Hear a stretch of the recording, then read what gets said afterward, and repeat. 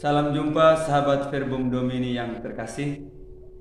Semoga saya menjumpai kalian semua dalam keadaan yang sehat walafiat di tengah pandemi COVID-19 ini.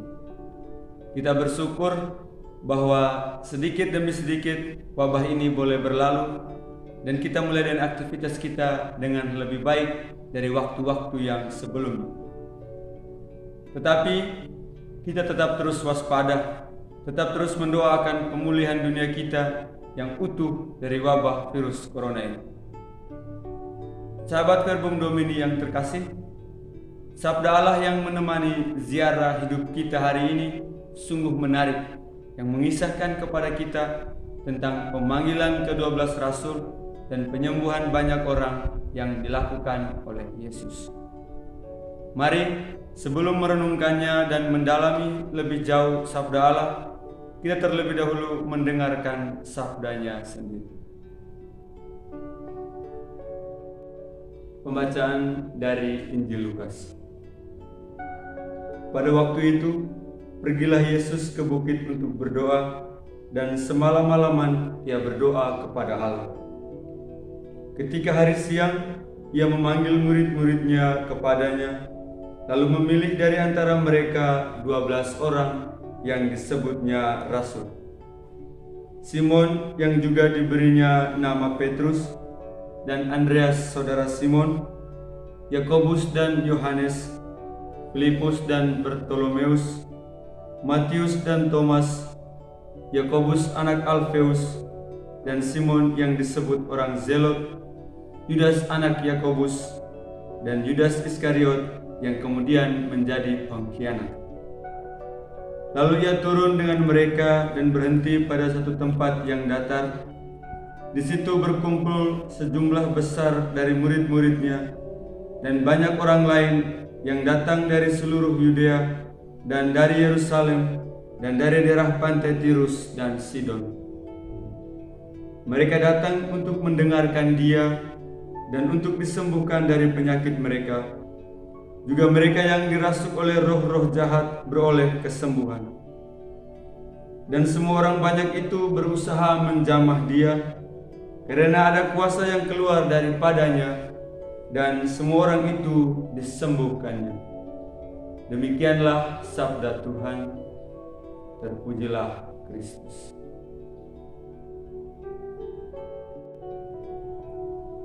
Sahabat Verbum Domini yang terkasih, dalam narasi Injil Lukas yang baru saja kita dengar, menunjukkan kepada kita tentang pemanggilan ke-12 Rasul. Penginjil Lukas menempatkan pemilihan ini justru sebelum khotbah agung. Penempatan ini dapat menunjukkan kepada ciri pengajaran resmi untuk seluruh gereja yang berkumpul di bawah pimpinan para pemimpin mereka. Pentingnya keputusan Yesus dalam memilih ke-12 Rasul ditekankan dengan menyebutkan doanya yang semalam-malam. Yesus mengambil waktu untuk berdoa dan memohon bimbingan Bapa untuk memilih para rasul, orang-orang yang akan selalu menyertai dia dalam mewartakan kabar baik kerajaan Allah. Yesus rupanya menghendaki bahwa apa yang terjadi adalah kehendak Bapa sendiri, karena ia adalah misionaris Bapa. Yesus tidak menginginkan agar ia memilih berdasarkan kehendaknya, karena bisa saja ia akan memilih orang-orang yang hebat, pandai, rajin, dan lain sebagainya yang unggul dalam kebajikan. Karena dengan demikian, pekerjaan Yesus untuk mewartakan kerajaan Allah akan lebih mudah. Tetapi tidaklah demikian. Yesus memilih orang-orang yang sederhana, dengan kemampuan yang terbatas, yang penuh dengan kekurangan. Jika kita melihat kembali kiprah para murid Yesus, sungguh mengesankan. Memiliki pengalaman yang unik dan tidak selalu membahagiakan. Nampak kelemahan-kelemahan mereka dalam mengikuti Yesus Sang Guru. Misalnya, salah satu dari muridnya nanti akan mengkhianati dia. Murid yang lain ada yang terlalu percaya diri dan nantinya akan menyangkali dia. Karakter murid lainnya ada yang ragu-ragu, pesimis, tidak percaya diri, dan bermacam kelemahan yang ada dalam diri mereka.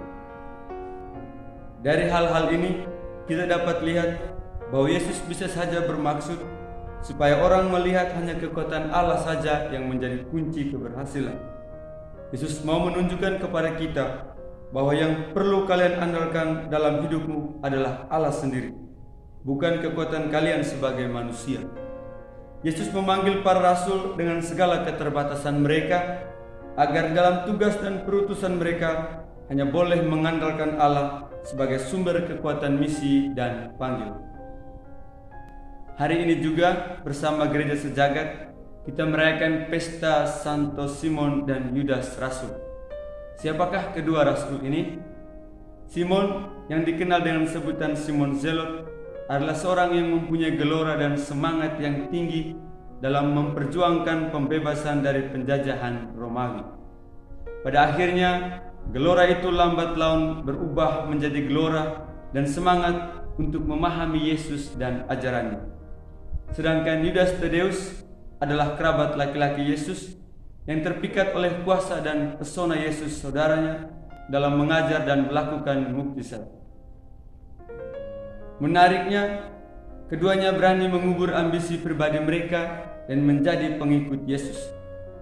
Kesetiaan keduanya ditunjukkan dengan mewartakan Injil sampai di Suriah, tempat di mana mereka diyakini menjadi martir. Darah mereka menjadi sumber kehidupan gereja. Ya, darah para martir itu menjadi benih kehidupan gereja. Sahabat Verbum Domini yang terkasih, melalui kisah bacaan Injil yang telah kita dengar dan juga perayaan pesta Santo Simon dan Yudas Rasul pada hari ini, kita semua diingatkan untuk yang pertama, seperti Yesus bertekun di dalam doa. Yesus mengundang kita untuk selalu membangun intimasi, kedekatan, dan relasi yang personal dengan Allah melalui doa. Dalam doa, kita berbicara dengan Allah, berkomunikasi dengannya secara langsung, selain mencurahkan segala kelemahan dan keterbatasan kita, tetapi juga kita bersyukur atas anugerahnya yang tercurah dalam hidup kita. Di dalam doa, kita berserah diri kepada Allah dan membiarkan kehendak Allah saja yang terjadi dalam hidup kita, layaknya Yesus yang memilih para rasul bukan atas kehendaknya, melainkan kehendak Bapa sendiri. Kedua, kita sekalian diajak untuk berani memberi diri seperti Simon dan Yudas yang kita rayakan pestanya pada hari ini.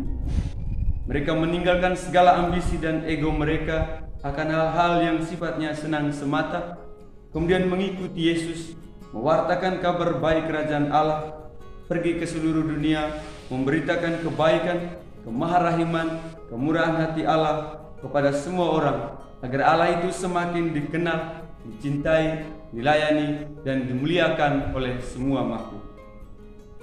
Sahabat Verbum Domini yang terkasih, kita mohonkan Roh Kudus untuk selalu menguatkan kita, untuk selalu menuntun kita dalam seluruh usaha kita untuk membangun relasi yang personal dengan Allah di dalam doa dan memberi diri untuk dipakai oleh Allah sebagai alatnya. Semoga rahmat Tuhan membantu kita sekalian. Amin.